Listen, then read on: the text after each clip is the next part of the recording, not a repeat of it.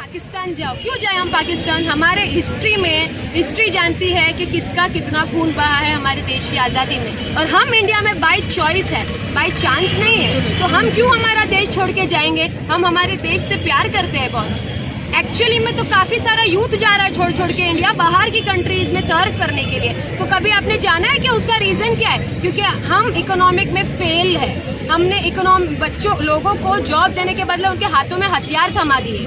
देशभक्ति के नाम पे उनके हाथों में हमने, फेक ईगो के नाम पे हमने उनके हाथों में हथियार थमा दिए कि जाओ लड़ो आपस में।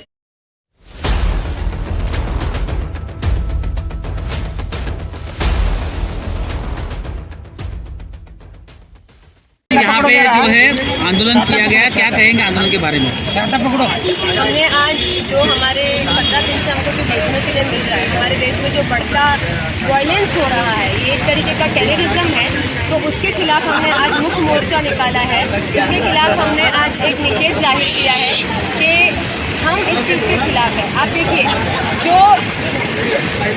जो चलती ट्रेन में एक ऑफिसर अपने सीनियर ऑफिसर को गोली मार देता है और उसी के साथ में 2 मुसलमान लोगों को गोली मार देता है, तो योगी मोदी कहो नहीं तो गोली मार देंगे। ये आप बताइए, सबसे इधर तो वोटिंग मतलब एक राइट टू वोट पे आपने वो कर दिया, पूरा खंडित कर दिया, दूसरा राइट टू लाइफ यहाँ पे आपने उल्लंघन कर दिया इस दोनों चीज़ों का। प्लस पब्लिक ट्रांसपोर्ट में आप ऐसे हैवानियत दिखा रहे हैं, तो यानी आप क्या ही बच गया ना। हैवानियत का हर इन लोगों ने हर हैवानियत की लाइन क्रॉस कर दी है। मणिपुर में महिलाओं को, मैं महिलाओं के बारे में ज़्यादा बात करती हूँ हमेशा, मणिपुर में महिलाओं को बिना कपड़ों के परेड कराई जा रही है, गैंग रेप किया जा रहा है। वहीं दिल्ली में हमारी जो रेसलर महिलाएं हैं, जो हमारे देश के लिए गोल्ड लाती हैं, उनको जानवरों की तरह डिटेन किया जा रहा है क्योंकि उन्होंने एक मोलेस्टेशन के केस फाइल किए थे एक महान पुरुष के ऊपर, तो उनको डिटेन किया जा रहा है जानवरों की तरह। तो आप जानिए, जो हमारे देश में जो महिलाएं गोल्ड ला रही है हमारे लिए, हमको गर्व महसूस करा रही है जो एज एन इंडियन, वो महिलाओं का ये हाल है, तो आम महिलाओं का क्या हाल है? उसके बाद अभी आपने देखा होगा 2 दिन पहले हरियाणा में शोभा यात्रा में किस तरीके के राइट्स की गए। उसके पीछे का कारण कोई आपको नहीं पता, शायद लोगों को ना पता हो, पर मैं आपको बताना चाहती हूँ।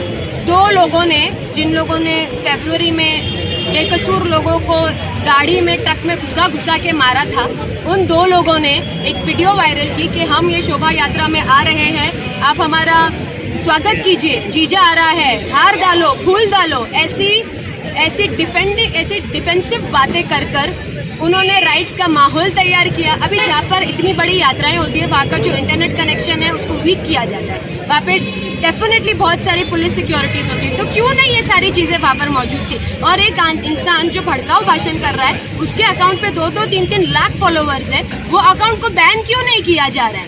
तो ये सारे लॉ एंड ऑर्डर हमारी कंट्री का हिल चुका है बुरी तरीके से।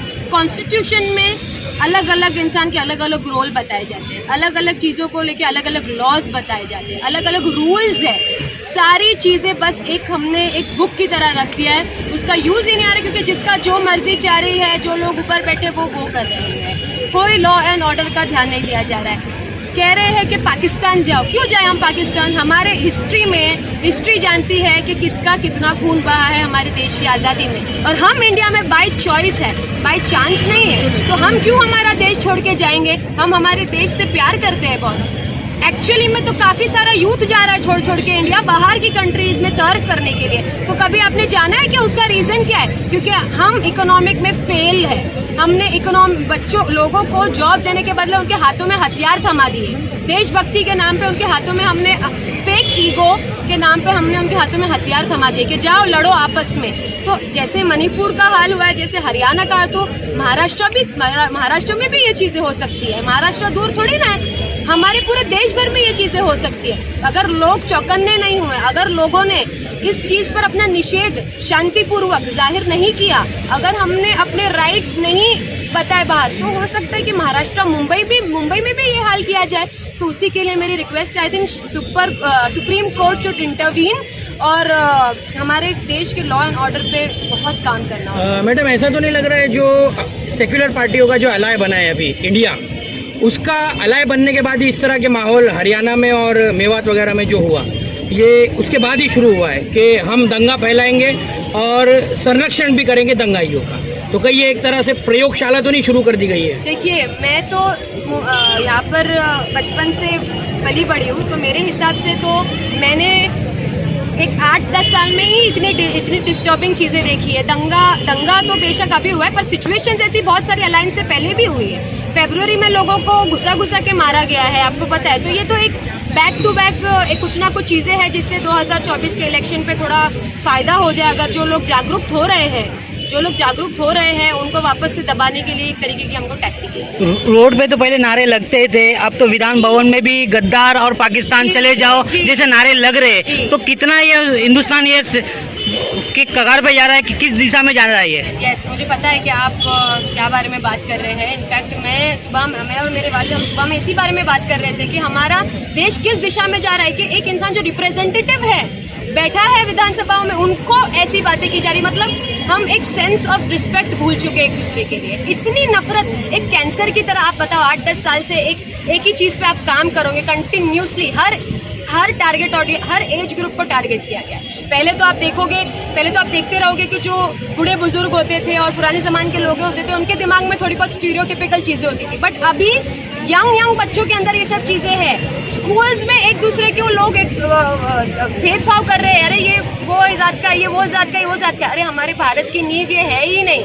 और जो भी देश ऐसी चीज़ें करेगा वो कभी डेवलपमेंट की तरफ नहीं जाएगा। दुनिया कहाँ आगे जा रही है और हमारा देश इस तरीके से चल रहा है। मैं मेन स्ट्रीम मीडिया का एक बहुत बड़ा हिस्सा है जो दिन रात बस ये डिबेट करा रहा है, धार्मिक डिबेट, और उसको लेके हम मैसेज चाहेंगे सभी धर्मों की आवाम के लिए आपकी तरफ से कि किस तरह से इसको अवॉइड किया जाए। देखिए, मैं आपसे ये चाहती हूँ कि आप टीवी वाली मीडिया जो मोस्टली है 90%, उसको तो अवॉइड ही करो। आप बेसिक जो काफ़ी आजकल जो दूसरे सोशल मीडिया के प्लेटफॉर्म्स हैं, उसमें एक बार फिर भी आपको सच्चाई देखने को मिल जाती है, rather than actual news media channels. तो कुछ ऑथेंटिक है तो आप उनको फॉलो कीजिए, नहीं तो आप वो देखिए ही मत।